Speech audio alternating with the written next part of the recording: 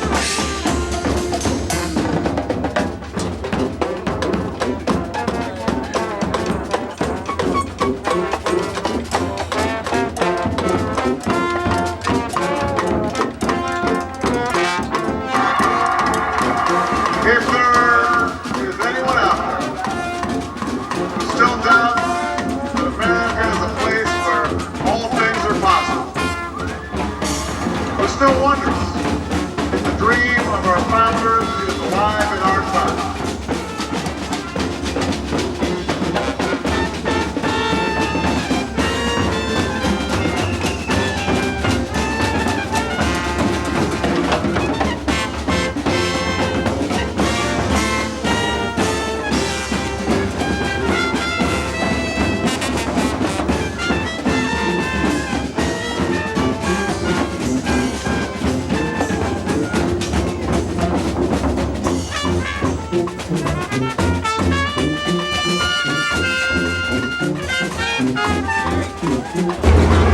thank you so much.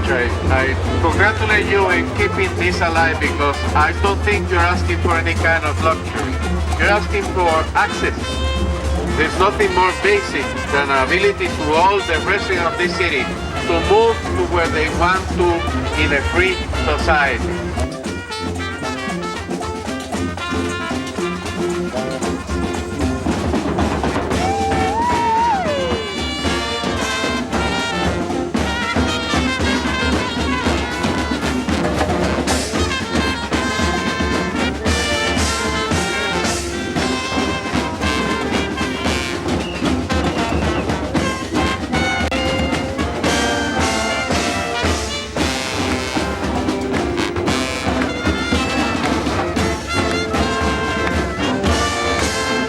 Let's think about these things from the get-go. Let's make sure that the normal investment in development has anticipated the diversity that is the genuine reality of those worlds.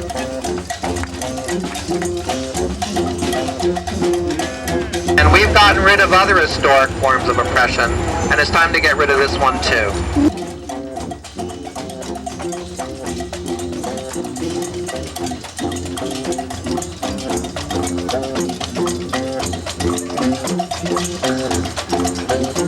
Fianza spoken by young and old, rich and poor, Democrat and Republican, black, white, Hispanic, Asian, Native American, disabled.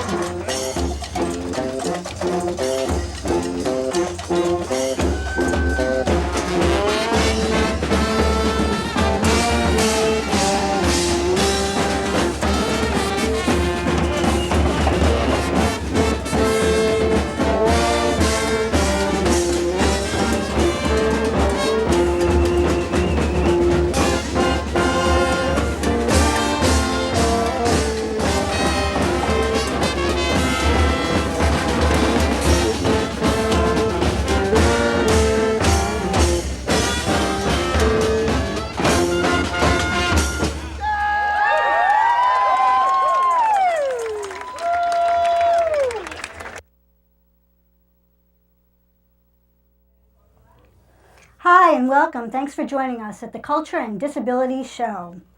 This week we're celebrating Civil Rights Week in Massachusetts, and we're also marking the adoption and proclamation of the Universal Declaration of Human Rights, which was signed on December 10th, 1948.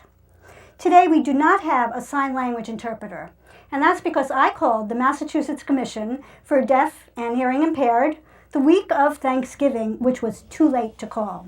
So I've had an educational opportunity there, and our next show we will definitely have an ASL interpreter. But I do want to let everybody know that the DVDs that will be available will be captioned, and please continue to let me know how to make the program as accessible as possible, because I'm really on a learning curve just like all of us. So today I'm joined by experts in the fields of human rights, accessibility, and design. We're asking, how far have we come, and where do we need to go to include everybody in the American landscape and civic society? And also we want to know, what does that label disability really mean? Among the myriad of definitions of the word disability, it seems that the World Health Organization has the most cogent definition. They define disabilities as an umbrella term which covers impairments, activity limitations, and participation restrictions. Now, an impairment is a problem in the body, in your structure or your function. An activity limitation is a difficulty you might encounter while you're trying to accomplish a task. But a participation restriction is a problem that's experienced when an individual encounters barriers that are in the environment. In other words, it's a dynamic process. It's an interaction between the individual and our culture. So a key understanding that's provided by the World Health Organization is that when a person moves towards more restricted participation in the world, that's a process. And one can only understand that by examining environmental variables. The problem is not in the individual. We've got to take the environment and the context into account. Now, as we look over this year, we're pleased to think about the United Nations Convention on the Rights of Persons with Disabilities. This treaty came into full force in May of this year. It was signed by 136 signatories, and President-elect Obama has promised to make the United States a signatory to this treaty, this international treaty, and he's promised to ask the United States Senate to ratify that convention as soon as possible. And today we have the honor to hear from Valerie Fletcher, who is a special advisor to the UN Department of Economic and Social Affairs. Valerie Fletcher is an internationally known educator and writer.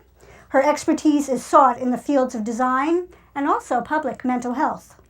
She's the executive director of the Institute for Human-Centered Design, an international nonprofit organization based in Boston, Massachusetts, that began in 1978.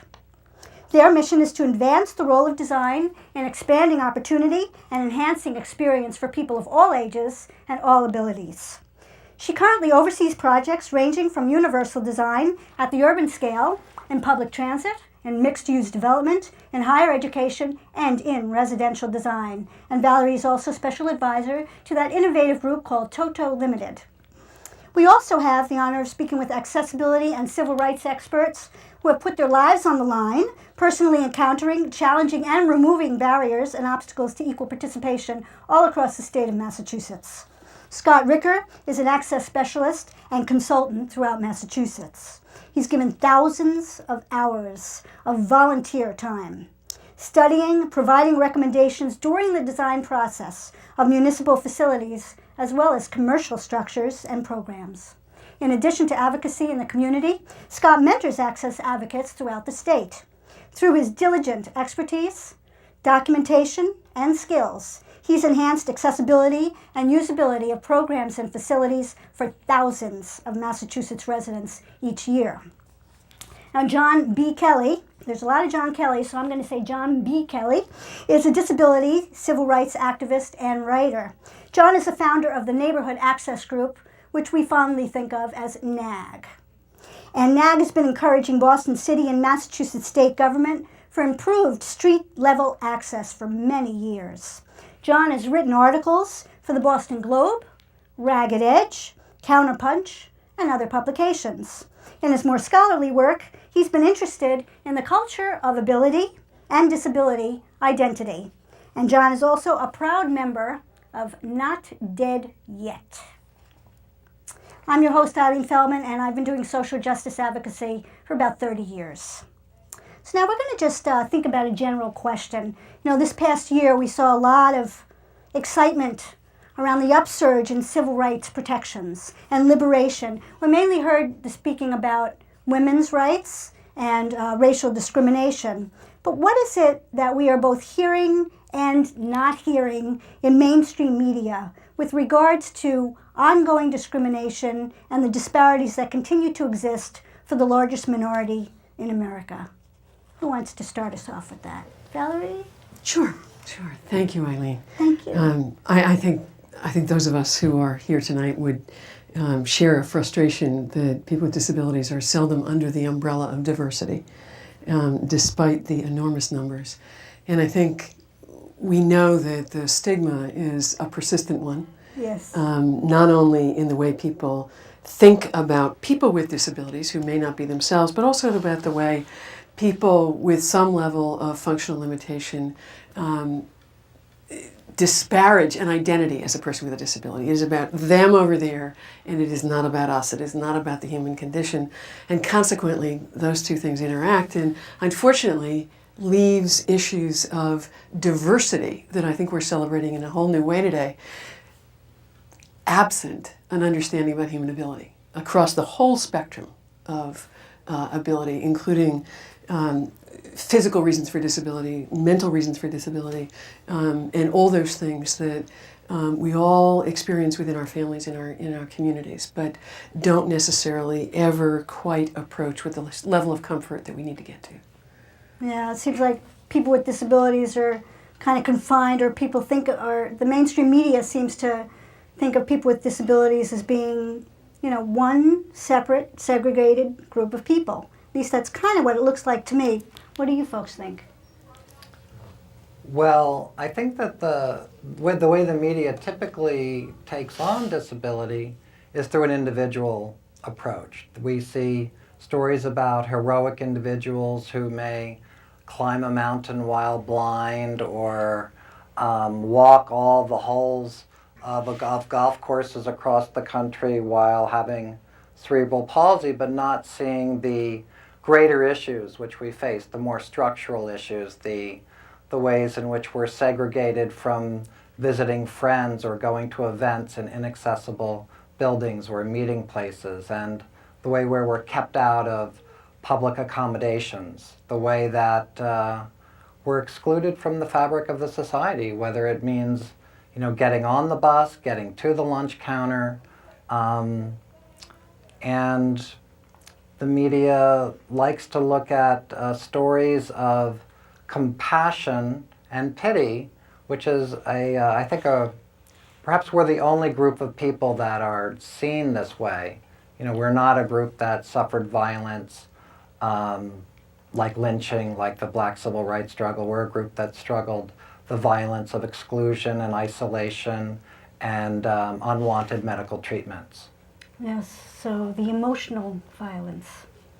Emotional violence, yeah. Yeah. I found that society doesn't truly understand the individuals with disabilities. It's actually a civil right to be denied the opportunities to have access to the various public accommodations and the events in the community the community events that occur on a daily basis all over the state. Right. So, Even when there's a temporary program, like Election Day. Well, I don't know. I've seen communities where those temporary voting facilities were not accessible to my friend John here.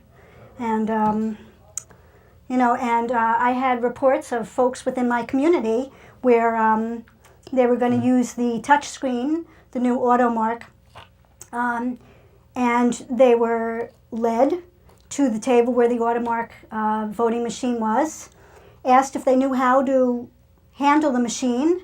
The poll worker fled, and they were there without a ballot.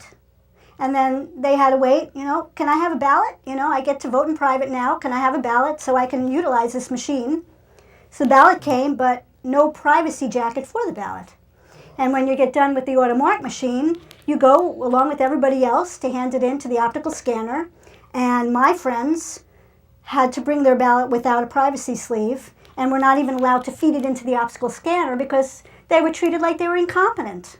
And one friend of mine actually was standing in front of the registration table, and the poll worker was afraid to talk to her, was terrified of her guide dog, and said to the other poll workers, "Do you think she'll need help?"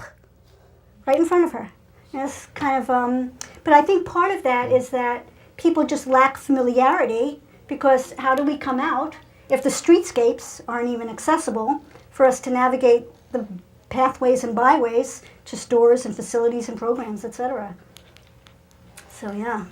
I think the thing that's really alarming about things like the challenges you described is that there's probably a far greater number of people who didn't attempt the effort to get to the polls for fear of difficulty, of being embarrassed, of being in some way too much in front of people. Right. Going through the process. It's that reality that's really the tragedy of it. It's not the people who had the wherewithal to get themselves to the poll, come what may. Right, so it's the feeling of being conspicuous no matter what you're doing. You're getting a bag of bread, but you're conspicuous because people are wondering, how do I handle this situation? Yeah. In the national conversations that we've been hearing over the past year, we've heard a lot about sustainability and the environment and ecological concerns. But Valerie, you've been championing universal and green design as well as human-centered design for years. Would you tell us some of the concepts that planners and designers should really focus on to create a more sustainable world and a more sustainable community as we move forward in this economic environment? Thanks, Eileen. Yes, it is something I feel very strongly about. And part of it is because I feel so strongly there's an opportunity that is very much in our hands today. And that's partly because, rather astonishingly, in a rather quick period of time, in the last few years, suddenly green design is on everybody's lips. The idea of environmental sustainability has got traction that we wouldn't have imagined 5 years ago. And suddenly I think the idea of global warming, the idea that recycling is not that much trouble, the idea of bringing that bag to the grocery store when you're doing your shopping, these are tiny things that all of us are beginning to make habits. And it was such a short time ago that it seemed we would never get there. So there's been extraordinary progress, and it reaches right down to little kids, so that you've got everybody paying a different level of attention. And I think developers and designers are very tied into the idea that they can make a difference. And it started, I think, with a lot of younger people, a lot of younger designers, a lot of younger developers who were thinking, I actually have the power to do the right thing here. But now it's embarrassing not to be on that train. And people are finding a way to get there. The thing that represents the opportunity, the unmet opportunity, is that most people around the world agree that sustainability is a three-legged stool, with environmental sustainability making up for the irresponsible behavior of the last century at least, and really treating the planet differently so that we have some hope of the planet surviving and thriving.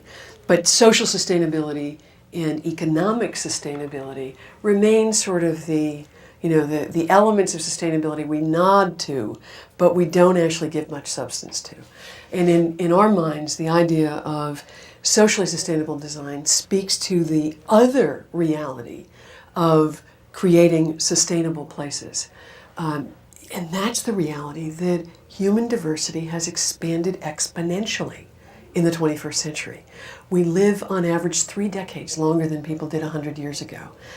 It's an opportunity to really think about, we cannot have a sustainable world if we haven't anticipated and acted upon how do we create a world that works for that level of human diversity.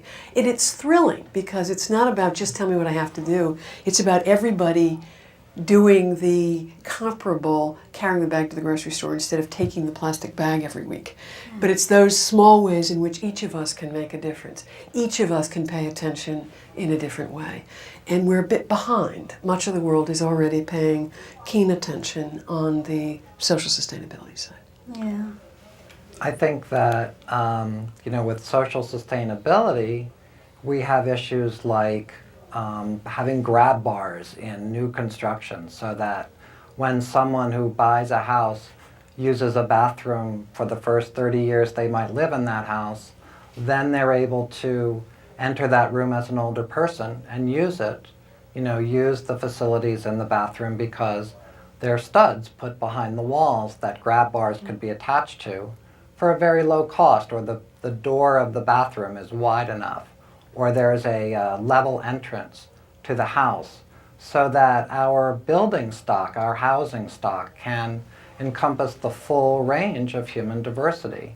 And I think just as Valerie is talking about environmental sustainability, the larger context in which we live, we need to stop seeing things as short-term without any implication for the future and for other species, other ways of living. And, I find that, a lot of the new construction going on, you still see a pronounced emphasis on aesthetics.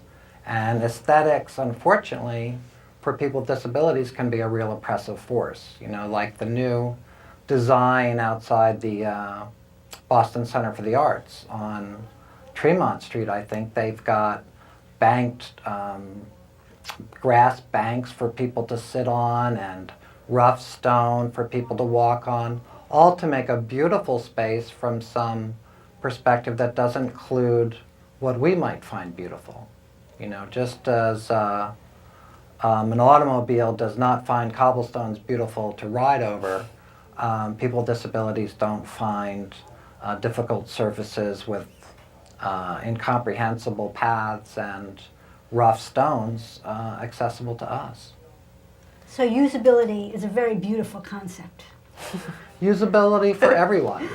Yeah. We're all disabled when we come into this world. People try to forget that is so, and unfortunately that has an impact on people their entire lives. And we come into this world disabled, we leave it disabled if we're lucky, and many of us are disabled in between. And it's just a form of infantile denial, really, to pretend that all sorts of people don't exist in the environment and deserve to use a space. Yeah.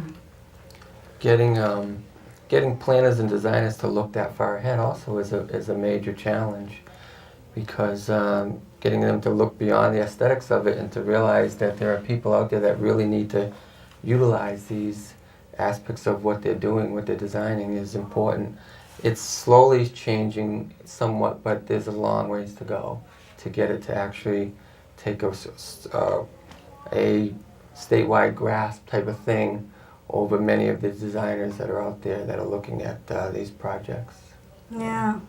The civil rights movement began in the 1960s, and the American Disabilities Movement also really began in the 1960s with the independent living movement. Is that true, John? Yeah, I think that what the independent living movement did, which started in the late 60s and early 70s, was to take the word independent and redefine it from what it meant, say, before the 1960s, which was someone who was autonomous in their personal activities of a day, so that someone who could get in and out of their front door by turning a round doorknob, or someone who could brush their own teeth or wash their own hair. And what the independent living movement did was take that word independent and change the definition from doing something for oneself, to directing it, to being an executive. It used an executive model so that the person with a disability no longer would be judged incompetent by the inability to go grocery shopping or stack dishes in a dishwasher, but because we can direct someone else to do it, we become independent. What the problem with that, and just about any social movement will leave people behind as it's gaining steam, is that people who may not have been able to balance a checkbook and direct helpers and hire and fire people and maintain a whole staff, that those people got left behind. And now the movement has expanded to include people who may not be able to balance their checkbook but have a really great time living in the community, deciding when they want to go to bed, what kind of life they want to lead, what they want to eat, rather than, really the most dreaded experience for a person with disability or anyone, which is institutional living, which is where we were effectively imprisoned before, and many hundreds of thousands still are. And because what Scott's talking about imprisons people by keeping people homebound. If the facilities and the programs are not accessible, people are still being institutionalized. They may be at home, living within the community, but to a large extent still somewhat institutionalized or imprisoned. People in the community? Yeah, a lot of the work that you've done is making streetscapes accessible, because if you can't even get out the front of your door, how do you become an integral part of the community? And how can you independently access facilities and programs and have employment, etc.? So, just this past winter, I was stuck in my house for 12 days straight after a snowstorm, and the sidewalk near my house was one of those jurisdictional question marks. And the state and the city and various entities love to point fingers, but not resolve an issue.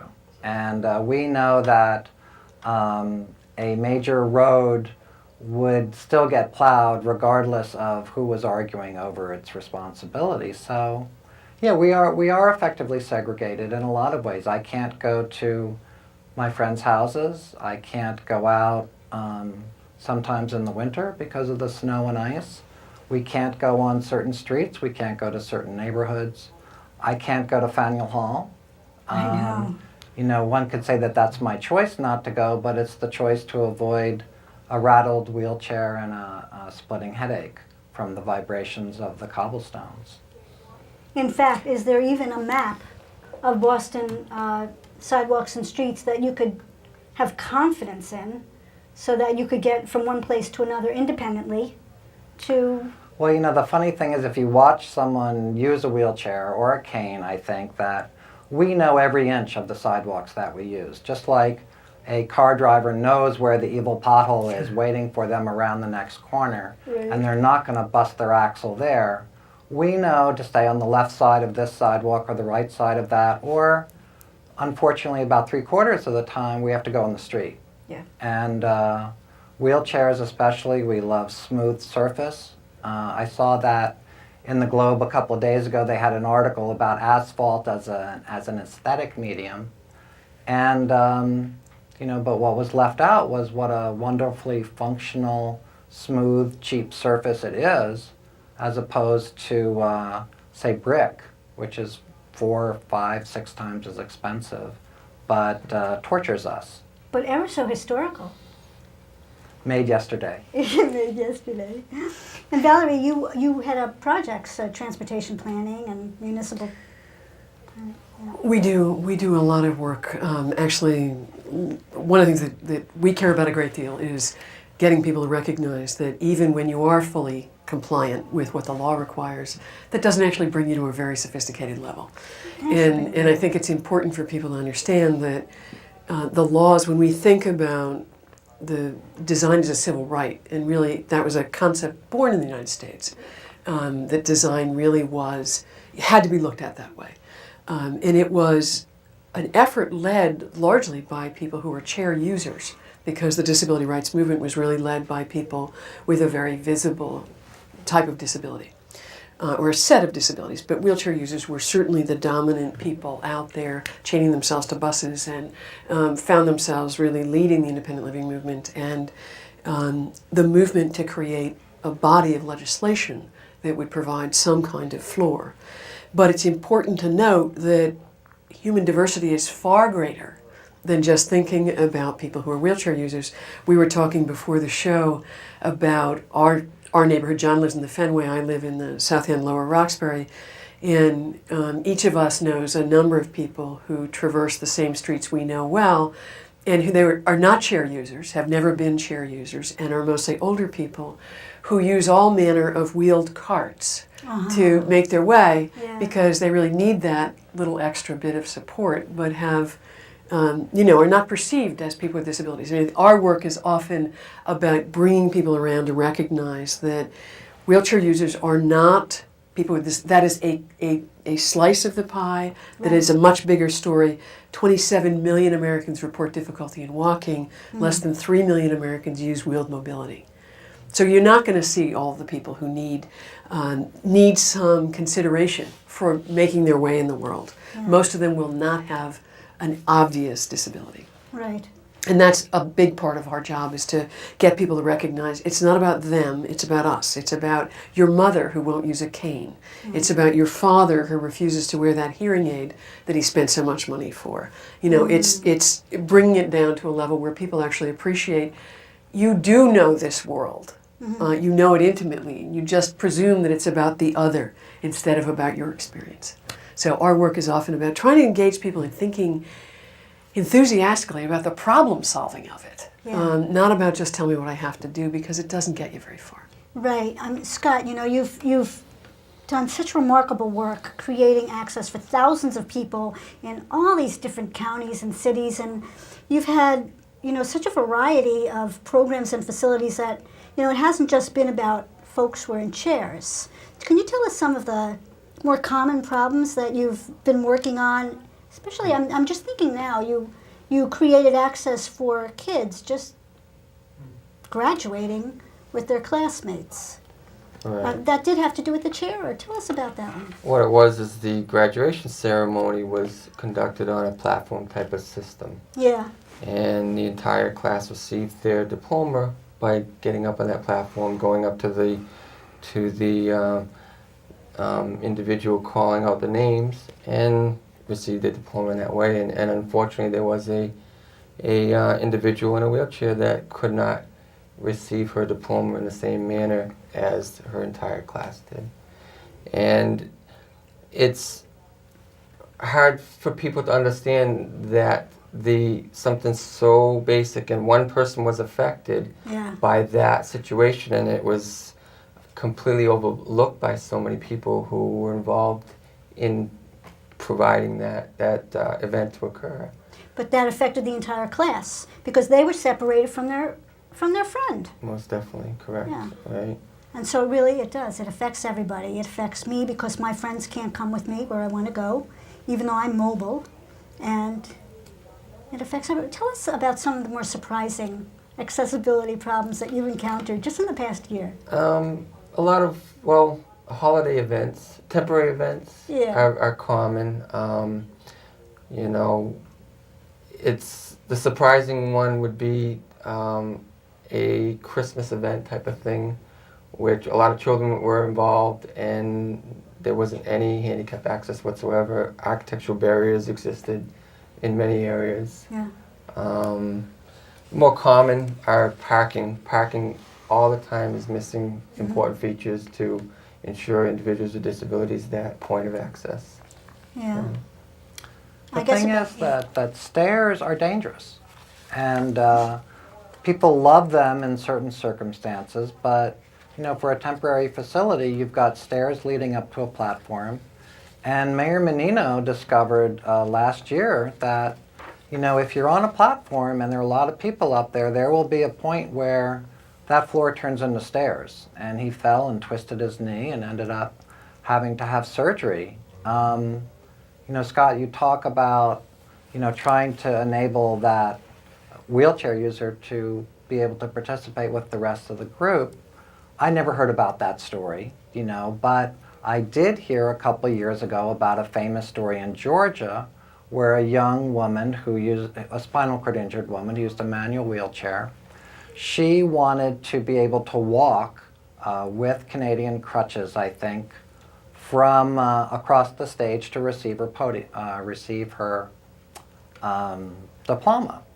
And a talk show host took up this issue and made a great campaign.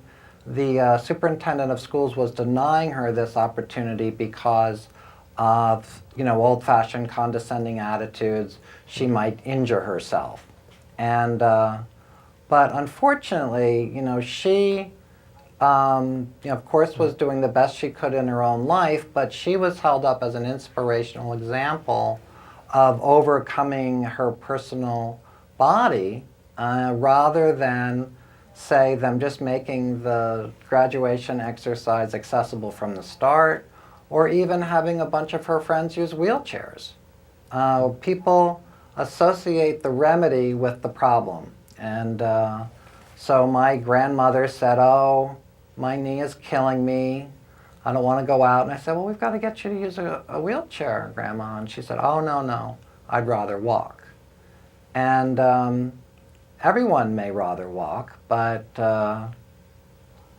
it's a lot nicer to be able to go 7 miles an hour down a street and go wherever I want in the city than to stay in bed and bemoan a situation.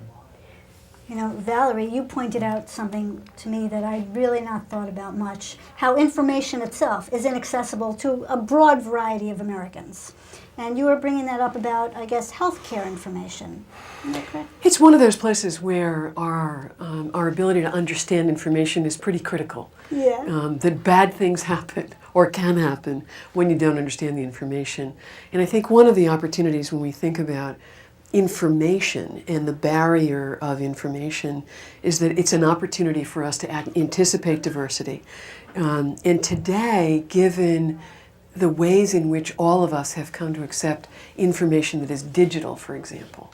Thinking about that information, our computers, our cell phones, our endless devices to be able to access information, offer a level of wide open diversity of how those things are used, so that people who once couldn't hold a book can access enormous volumes of information because it is digital.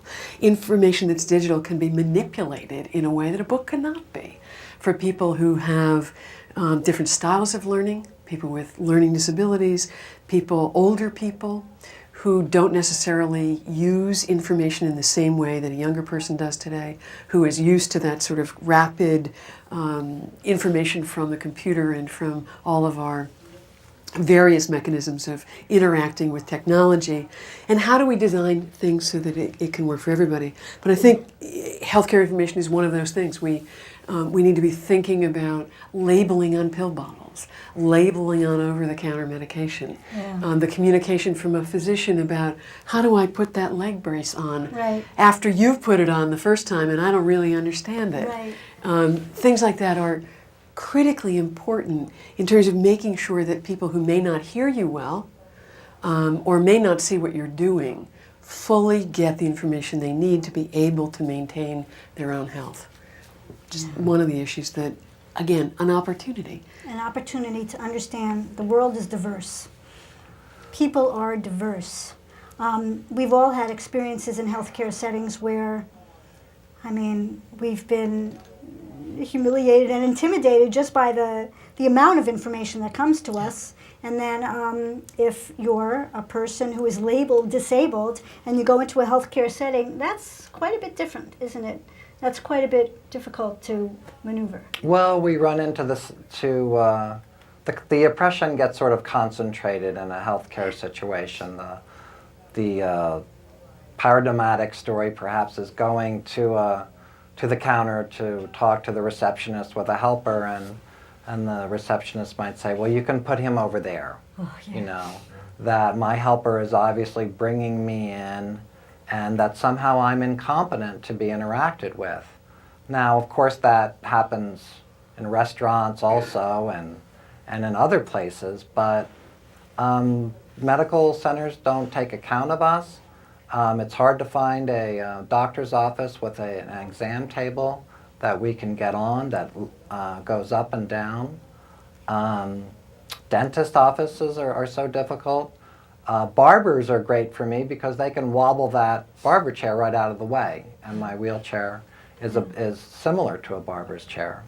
But just following up on what Valerie said earlier, it's true that the digital age has created all these opportunities for us, but because people with disabilities are so poor, Yes. I think the unemployment rate is 70% and the poverty rate is very, very high, that people can't afford it.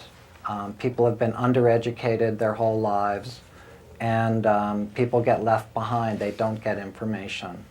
Yeah. I do have statistics on the disparities. You guys want to hear these disparities? They're extraordinary. There's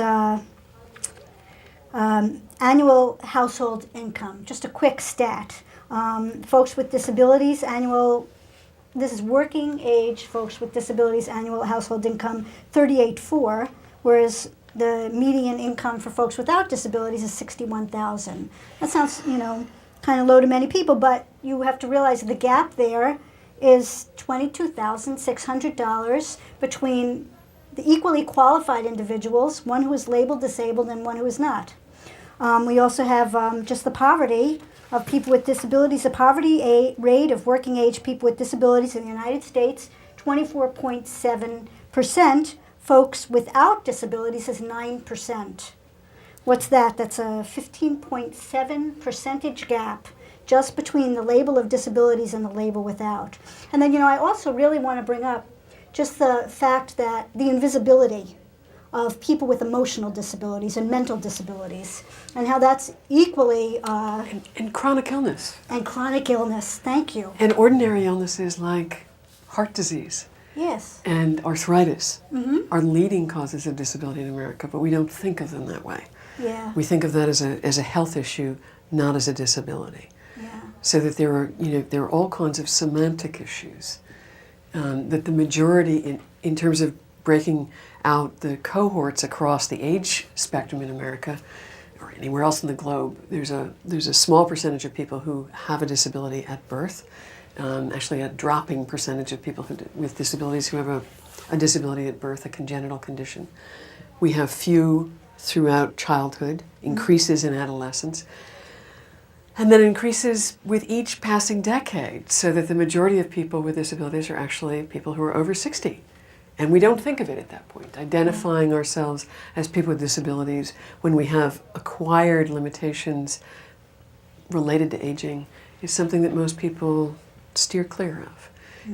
So we miss thinking about that very accurately. I think the other thing that we're watching is that the majority of people who self-identify and say, I am a person with a disability, and are advocates, tend to be people who look a lot like us, who are white, middle-class people with good educations. Yeah. And the disability has a strong link to poverty. Yes. Not just because a disability may predict lesser employment. We're actually seeing some new research that we're working on with Northeastern University and the Center for Labor Market Studies, which basically says if you have a college degree, young people with a college degree today, you pretty much can balance it out as long as you hit the workforce quickly upon graduation from college. So there are opportunities where the disparity of people with disabilities can be minimized in terms of employment opportunities, but it has to do with opportunities for education and performance in education. But that link between disability and poverty is one that we too seldom pay attention to, Yes. and one that I think needs a great deal of attention today. Yeah, I certainly didn't hear that in the national dialogue over the past year. And certainly today when we're hearing about, deregulation and the economic, actually when I hear the word deregulation, I think about the fact that the American with Disabilities accessibility guidelines have never been regulated. They've never been monitored. They've never been enforced. When I think about regulation, I think about let's get behind that and actually implement the regulations that could conceivably just raise the standard of living for the vast majority of Americans. No? The law is actually enforced via voluntary compliance. Yes, exactly, yeah. Though people can be sued, voluntary compliance is the expectation. And the folks that monitor, like Scott, myself, like John, we spend thousands of hours volunteering for our community. Scott, you never get paid for your thousands of hours of documentation, measurement. No, not at all. It's a thankless job. It's a thankless job. Although you do feel thanked. Definitely when I see individuals be able to utilize what I attempted or advocated for to get created, it's been well worth it. Yeah. For sure. What about you? You think it's a thankless job? What do you think, John? Well, it's thankless. I mean, we make enemies. Anytime one stands up and complains, one is likely to run into opposition.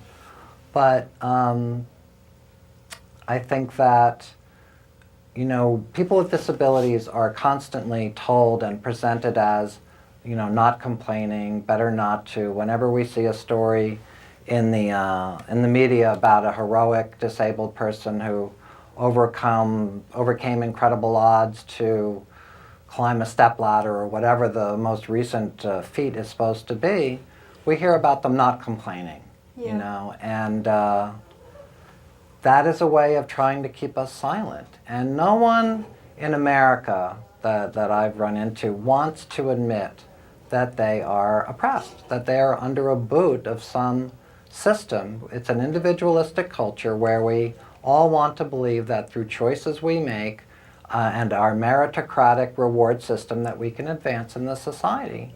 But oppression means that that's not true. It means that your choices are constricted. It means that your wheelchair is broken and will not be even looked at to possibly be fixed for 2 weeks. It means that when you try to get a ride to an appointment, that ride vehicle may not show up and you have no recourse and you lose your job. And it means that we can't go into places to even apply for a job. It means that people are so afraid of us that they can't even consider hiring us, while complaining that they can't interview us because then they would have to hire us, because otherwise they'd be sued for discrimination, thereby enacting the very discrimination that they say they don't want to perform, don't want to enact. Right. So what are your visions? Tell me your visions for the future. I know you all have them, because you've all created visions for others. I'd love to see a little shift from the autonomy and individualism that has been our highest good. I mean, that may be philosophical pie in the sky, but I think the idea that is the ultimate in our culture, I think is something that's been perhaps an overarching concern in the last few years, and it's certainly always a part of our national identity, but it's not the only part of our national identity.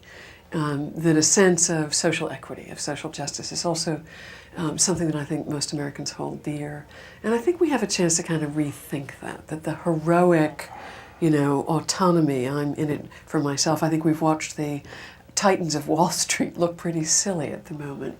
And I think it's an opportunity to sort of get a little perspective and to recognize that our values are far more diverse than that. Feels like an important moment to rethink what matters. I'm certainly hearing the word interdependence a lot more than I ever did before. Yeah. And that is one of the most genuinely profound concepts. Scott, what do you have to say? I know you've got visions of I agree equality. with Valerie about social equality is most definitely important to the American people. and getting society to understand what it really means to provide access, and how there are so many disabilities out there that you can address basic access concerns, and those access concerns being addressed are providing better access for generally the entire public that comes to utilize your facility, whatever it may be. Yeah. So a genuinely inclusive environment. Right, and let's From start the with start, Massachusetts. start with Massachusetts. Right. And thank you for starting with Massachusetts, Scott, because I know you could go anywhere, but you've been really concentrating on our state for the last, I don't know how many years? 8 years. 8 years. And John, why don't you tell us your vast vision in 2 minutes? Well, I think the vision would be social justice, of course, like Valerie and Scott said, but I think we have to go through an intermediate step. And people, for some reason, haven't been talking about it much, and that is that people with disabilities need to confront people who are not disabled and force them to acknowledge that they have a body, that is never really running perfectly. Maybe a body is seamless and feels transparent and obedient when one is 18, but you talk to anyone just about over the age of 30 or 40 and they've got aches and pains, and if you watch the nightly news with the range of products being hawked to people, it's everything from diarrhea to constipation to bad breath to dentures to headaches, stomachache, can't sleep, pee too much, can't pee, whatever the problems are, the whole society has it. And unfortunately, there's such a strong belief that one needs to be autonomous that people think, well, I'll just take this pill and I'll keep my able-bodied status. That person over there is disabled. I'm not, even though I can't walk down my own stairs. It hurts so much. And I would just amend your curve, Valerie, of how disability incidence occurs, and that is, rather than sloping upwards gradually, it's shaped like a U. It's shaped like a U because everyone comes into the world disabled. Mm-hmm. And that, unfortunately, is one of our largest problems, that no one knows how to walk when they come into this world. No one knows how to talk.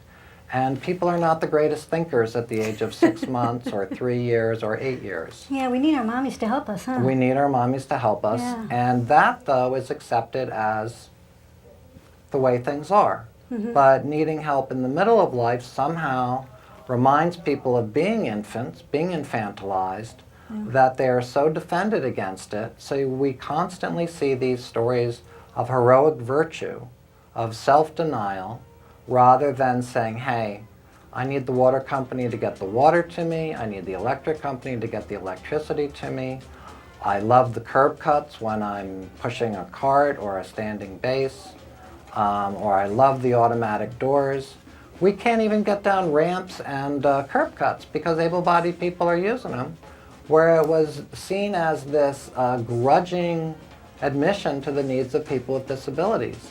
And when we have perfectly smooth sidewalks, when we have roadways that we all share at a level of cooperation, then everyone is going to like it. It's like we, people with disabilities who are identified as having disabilities, are doing the work for everybody. Everyone is going to benefit. Those elderly people pushing the shopping carts, 10 years ago they were in their houses feeling sorry for themselves. Now they're pushing grocery carts. And now we see elderly people in power wheelchairs. 20 years ago there were none. When I went to New York City 20 years ago, I never even saw a power wheelchair. And now things are changing, and I think one of the big questions will be, will people with disabilities persuade the baby boom generation to hop on that scooter and go down the street rather than stay at home or even commit suicide because they somehow feel their status is so compromised by needing assistance. Yeah. Just a general acknowledgement of the human condition. We're all going to die.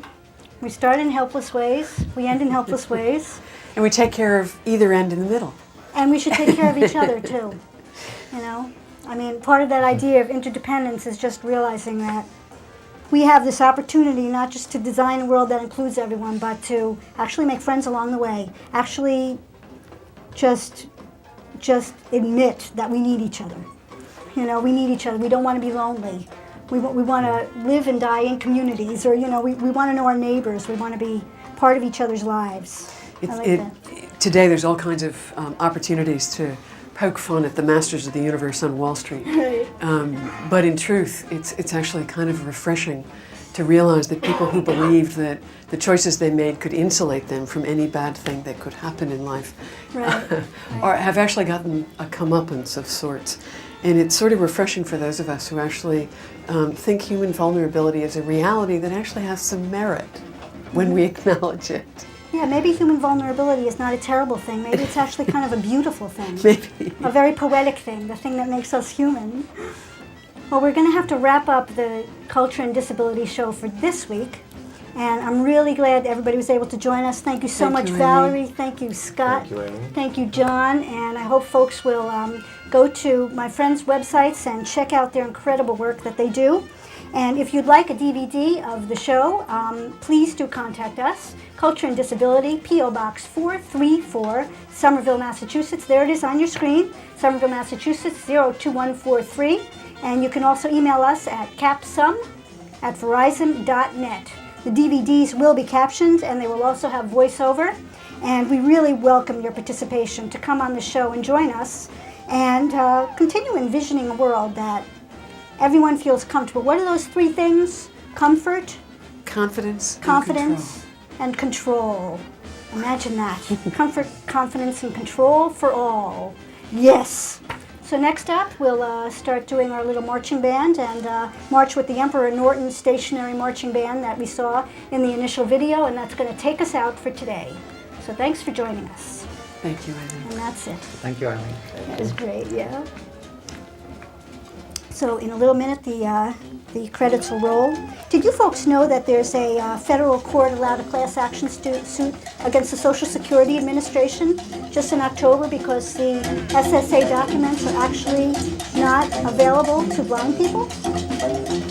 So now there's Section a 508. so now there's a suit against the Social Security Administration for not actually providing accessible format documents. Just for Isn't that amazing? It's just October of 2008. So we move increments. Yeah. That was beautiful. You talked about peeing.